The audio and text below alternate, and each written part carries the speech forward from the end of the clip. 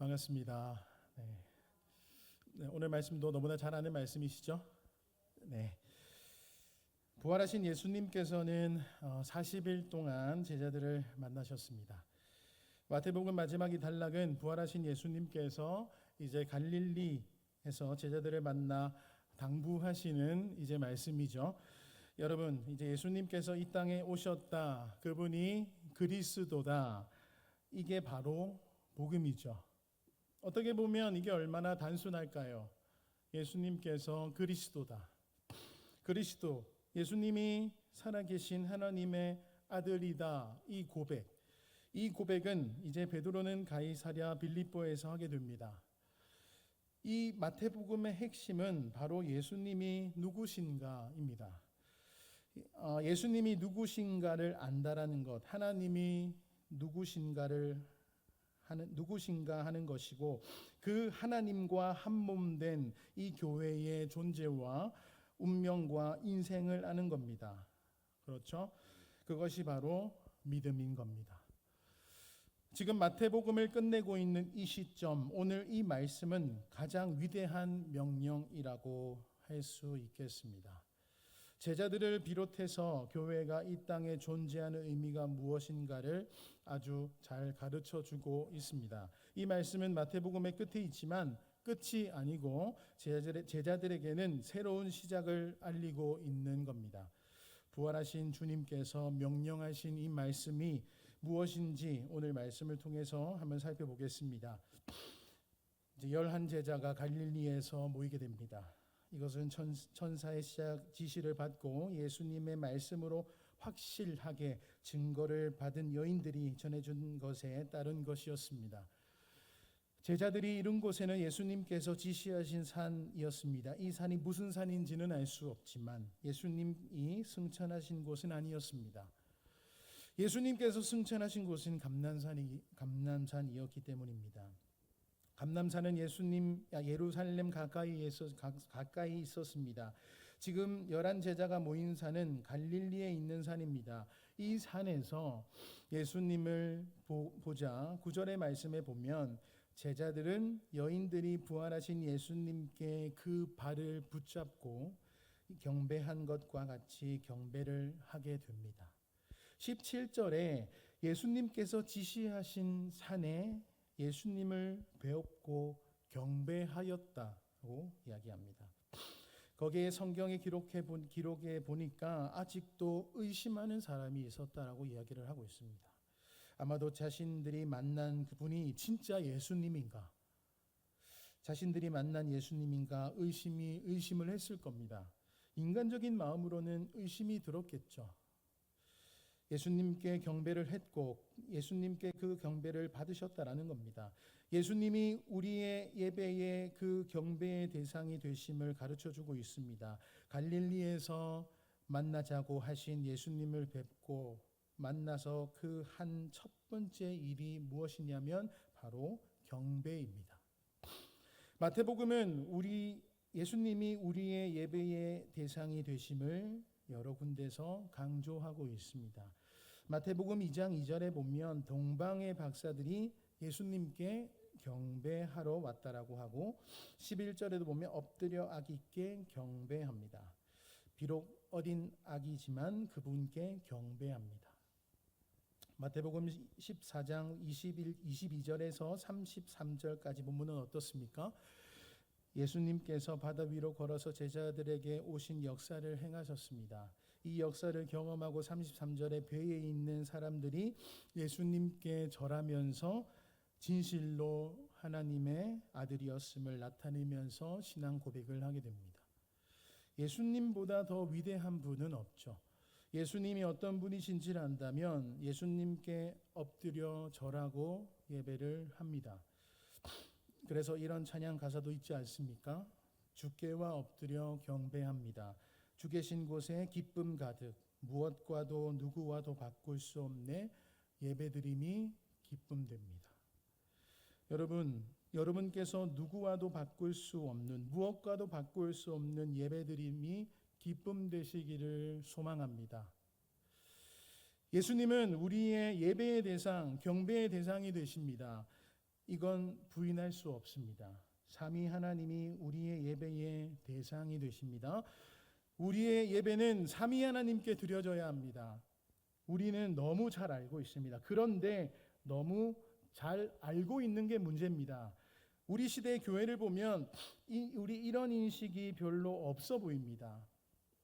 예배를 드릴 때 삼위일체 하나님을 명확하게 생각하고 예배를 드려야 하는데 이런 인식이 부족하면 안 된다라는 겁니다. 우리 하나님께 정말 우리는 어떻게 예배를 드려야 할까? 어떤 마음으로 와서 예배를 드려야 할까? 하나님은 우리를 정말 만나고 싶어 하시는데 주일 한 번 나오는 것으로 끝나면 되는 걸까? 여러분, 우리가 예배에 대해 깊이 생각을 해보셨습니까? 인간적인 생각, 세상적인 마음으로 그깟 예배를 좀 안 드리면 어떤가? 그깟 기도 좀 안 하면 어떤가? 근데 그리스도인에게 예배는요, 하나님 앞에 나아갈 수 없었던 우리에게 하나님이 자기 아들을 잡아서 만든 길로 열어주신 은혜의 자리가 예배입니다. 그래서 예배는요, 그리스도인에게 절대 그깟 예배일 수가 없다라는 거예요. 아멘입니까? 여러분, 또한 기도는 하나님의 이름을 부를 수 없었던 그런 우리에게 하나님의 무서운 하나님의 이름을 부르는 것이 아니라 아빠 하나님으로 부를 수 있게 해주신 그 은혜의 자리가 기도인 거예요. 무슨 말인지 아시겠습니까? 믿어지세요? 믿어지십니까? 예배의 자리, 기도의 자리, 항상 하나님과의 친밀한 교제로 늘 나아오시기를 축복합니다. 부활하신 예수님께서 11 제자에게 나와 하신 말씀이 무엇입니까? 먼저 선포하신 것은 18절, 하늘과 땅의 모든 권세를 내게 주셨다는 말씀이셨어요. 예수님의 부활에 의미하는 것은 하늘과 땅의 모든 권세를 받은 우주적인 왕으로 예수님께서 등극하셨던 사실이었어요. 여러분, 제가 설교 시간에 계속 질문하고 있는 것이 한 가지 있습니다. 예수님은 누구입니까? 예수님은 누구세요? 그 질문 답이라고 한다면 하늘과 땅의 모든 권세를 가지신 또한 받으신 분이시죠. 그 답변입니다. 하나님께서 하늘과 땅의 모든 권세를 가지셨음을 인쳐주신 것, 바로 오늘 부활입니다. 예수님께서 하늘과 땅의 모든 권세를 받으심은 다니엘 7장 14절의 모든 그 반역으로 볼 수 있는데요. 다니엘서 7장 14절에 보면 그 상반절에 나옵니다. 그에게 권세와 영광과 나라를 주고 모든 백성과 나라들과 다른 언어를 말하는 모든 자들이 그를 섬기게 하였으니, 그리하여서 모든 백성과 나라들과 다른 언어를 말하는 모든 자들이 그를 섬기게 하였다라고 했습니다. 그의 권세는 소멸되지 아니하는 영원한 나라, 그의 나라는 멸망하지 아니합니다. 이 권세가 아버지께로부터 예수님께 주어집니다. 합법적인 권세입니다. 하나님께서 주신 무한하고 제한이 없는 권세입니다. 마태복음 2장 2절에 유대인의 왕으로 언급됐지만 여기에서 온 우주의 왕으로 선포되지 않았습니까? 예수 그리스도의 통치를 벗어나서 존재할 수 있는 것은 아무것도 없습니다. 마태복음 4장 8절에서 9절을 잠깐 보면 마귀는 천하 만국과 그의 영광을 자신에게 이제 엎드려 경배하면 이제 주겠다고 제안을 했죠. 그러나 예수님께서 어떻게 하셨습니까? 사탄은 제안을 분명히 거절하셨습니다. 마귀는 자신의 모든 권세를 가진 것처럼 말했지만 예수님께서는 그것이 아니라고, 오직 하나님께만 경배를 하라고 그런 권세를 가지고 계십니다. 하나님만이 그런 권세를 가지고 계십니다. 모든 권세를 예수님께 주십니다. 하나님의 뜻에 순종하신 예수님께 하늘과 땅의 모든 권세를 주셨습니다. 마태복음에서는 예수님이 권세를 가진 분이라고 하십니다. 7장 28절과 29절에 예수님의 가르침이 권위가 있었습니다.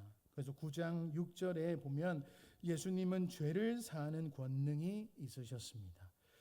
11장 27절에도 보면 내 아버지께서 모든 것을 내게 주셨다라고 하십니다.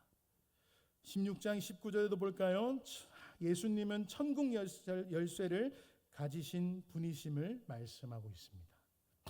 그런데 그것을 주님의 몸된 교회에 주겠다고 말씀하십니다.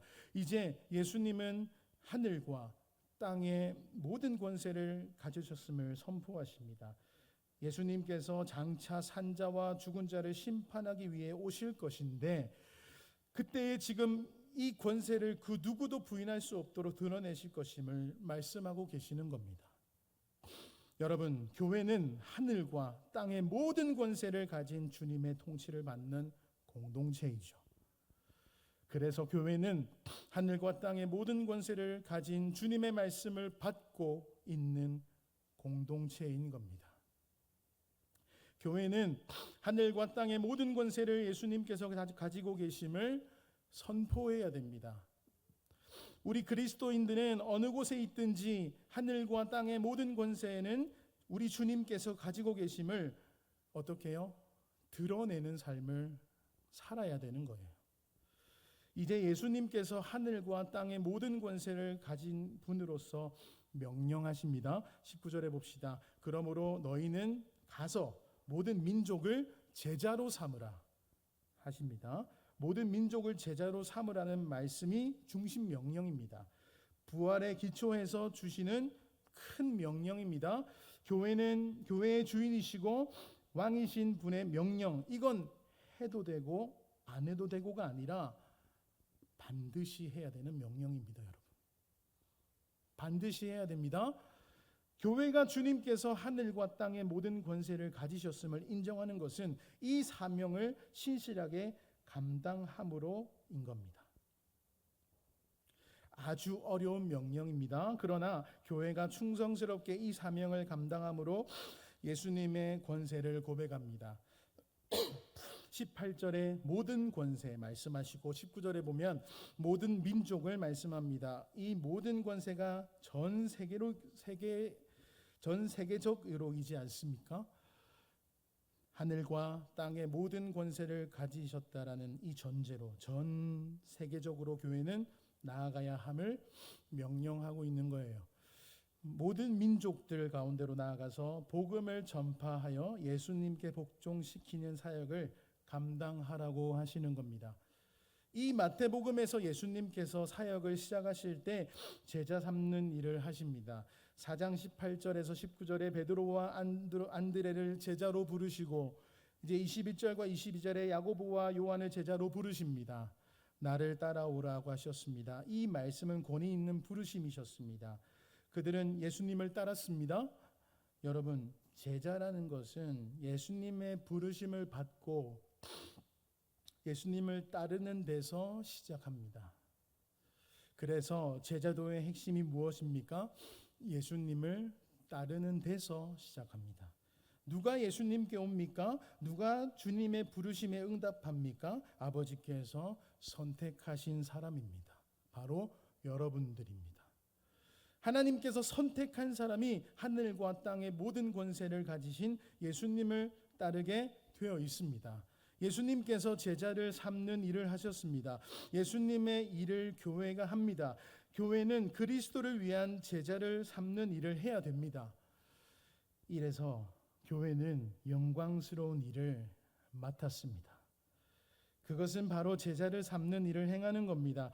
그것은 교회가 존재하는 한 계속해야 되고 우리가 이 땅에서 사는 한, 호흡하는 한 일평생 동안 힘을 쏟아서 감당해야 되는 겁니다. 여러분, 예수님을 따르는 제자 삼기 위해서 세 가지를 하라고 합니다. 첫째는 가라라는 명령과 둘째는 세례를 베풀라이고 셋째는 20절에 가르치라입니다.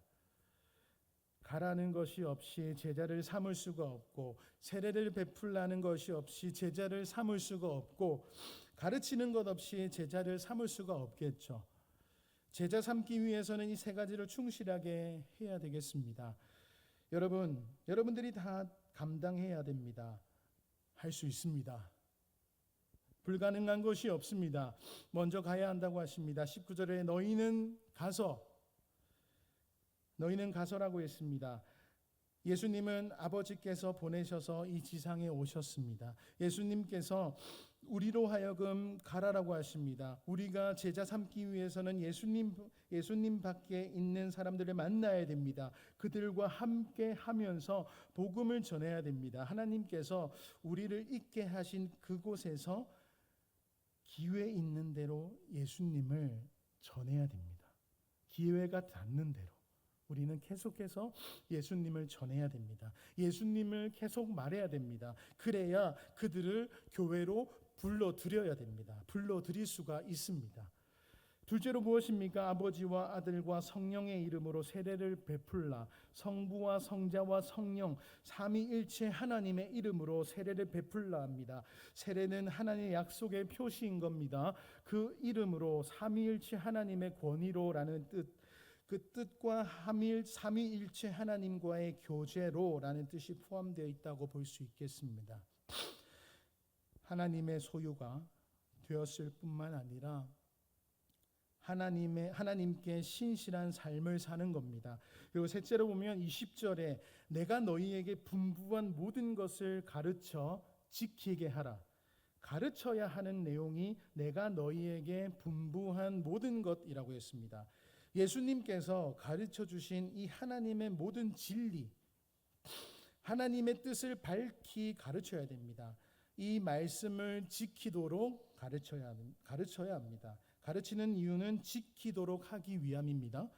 교회는 하나님의 말씀을 계속해서 가르쳐야 하고 또 가르쳐야 됩니다. 이 사역은 교회의 주변 사역이 아니라 중심 사역이 되어야 됩니다. 주님의 명령을 따르는 제자들에게 약속의 말씀을 주십니다. 20절의 마지막 부분의 말씀이죠. 볼지어다 내가 세상 끝날까지 너희와 항상 함께 있으리라. 주님께서 세상 끝날까지 항상 함께 하시겠다고 약속하셨습니다. 하나님께서 함께 하시겠다고, 주님께서 우리와 함께 하시겠다고 지금 성경 말씀을 통해서 약속하셨습니다. 그리스도의 영이신 성령님께서 함께 하시겠다고 지금 약속하셨습니다. 삼위 하나님께서 함께 하십니다. 모든 민족 가운데 주님의 백성들이 존재하고 그곳에서 가서 제자 삼는 사역을 할 때 항상 주님께서 함께 하십니다. 1장 23절에 보면 잉태하여 아들이 태어나신 이름을 뭐라고 했죠? 임마누엘이라고 했습니다. 하나님이 우리와 함께 하시다. 하나님이 우리와 함께 계시다. 여러분, 우리와 영원히 함께 계십니다. 18장 20절에도 두세 사람이 내 이름으로 모인 곳에는 나도 그들 중에 있느니라 말씀하셨습니다. 두려워하지 맙시다, 여러분. 두세 사람이 하나님의 이름으로 모인 곳에는 하나님께서 함께 하시겠다고 약속하셨습니다. 함께 하여 주시는 주님을 여러분 제발 의시하시기 바랍니다. 여러분, 이제 이 28장 20절 이 마태복음을 끝장 내면서 주님께서 맡기신 일을 감당하실 때, 하나님의 나라의 일을 할 때 항상 함께 하겠다고 주님께서 말씀하셨습니다. 주님께서 맡기신 일을 감당하는 것은 당연히 쉬운 것은 아니죠. 쉽다고 말씀드리는 것은 아닙니다. 어려운 일은 분명합니다. 그러나 하늘과 땅의 모든 권세를 가지신 주님께서 그 일을 행할 수 있도록 함께 하신다라는 거예요. 마태복음을 보면 주님께서 맡기신 일을 감당할 때 어려움이 있을 것임을 말씀합니다. 씨 뿌리는 비유를 생각해 보면 인간의 마음이 완악함이 있다라고 합니다. 하나님의 말씀을 듣지만 뿌리를 내리지 못하게 하는 걸림돌이 있지 않습니까? 인간의 마음은 단단한 바위와 같습니다. 인간의 마음은 참 그렇습니다. 인정해야 됩니다. 예수님을 시험했던 사탄은 우리 그리스도인들도 시험할 겁니다. 우리를 공격할 때는 그 시험의 말씀과 기도로 우리는 든든히 이겨나가야 할 겁니다. 예수님께서 모든 날 동안 계속해서 함께 하십니다. 어제는 함께 했는데 오늘은 안 하시는 것이 아니시죠. 성경에 나오는 인물들을 보면 우리와 함께 할 수 없습니다. 베드로도 마태도 요한도 바울도 우리와 함께 할 수 없어요.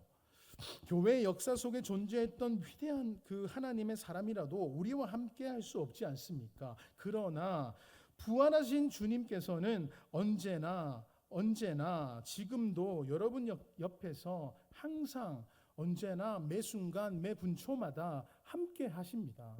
이것을 믿으셔야 돼요. 그 예수님을 바라보실 수 있기를 소망합니다.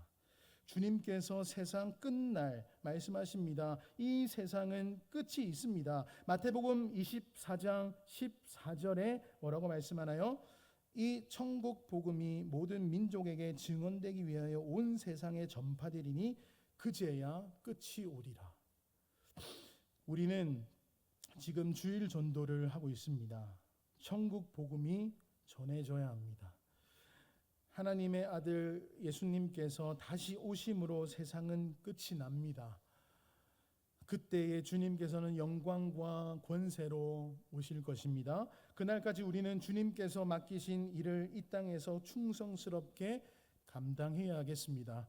주님께서 끝때까지 함께 하신다라는 것, 주님께서 함께 하신다는 그 약속의 말씀을 믿고 주님께서 맡기신 일을 신실하게 감당해야 하겠습니다.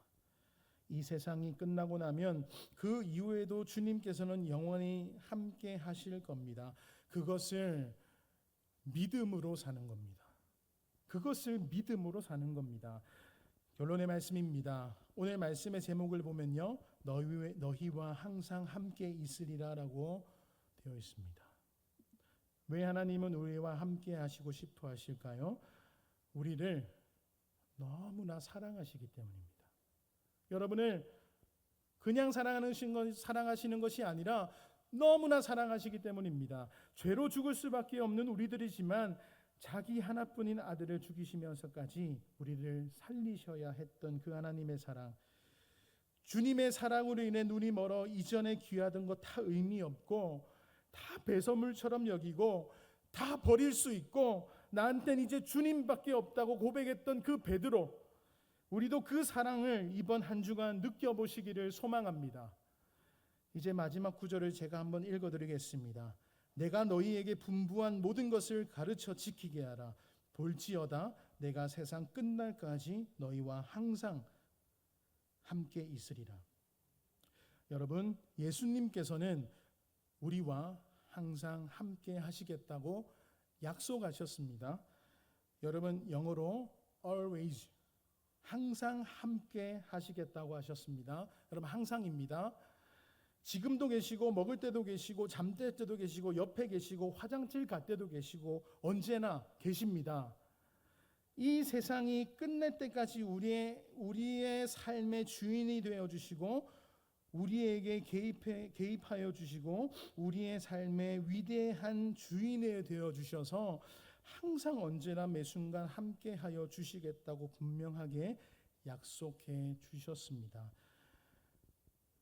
여러분, 고난이 있으십니까? 삶이 참 지치고 고단하십니까? 이 말씀을 그러면 한번 강하게 붙잡으시기 바랍니다. 얼마나 힘이 됩니까? 이 약속을 의지하시기 바랍니다. 믿으시기 바랍니다. 그리고 이번 한 주간 또한 언제나 우리와 함께하여 주신다는 이 주님과 늘 동행하시는 모든 성도님들이 되시기를 주님의 이름으로 축복합니다. 아멘.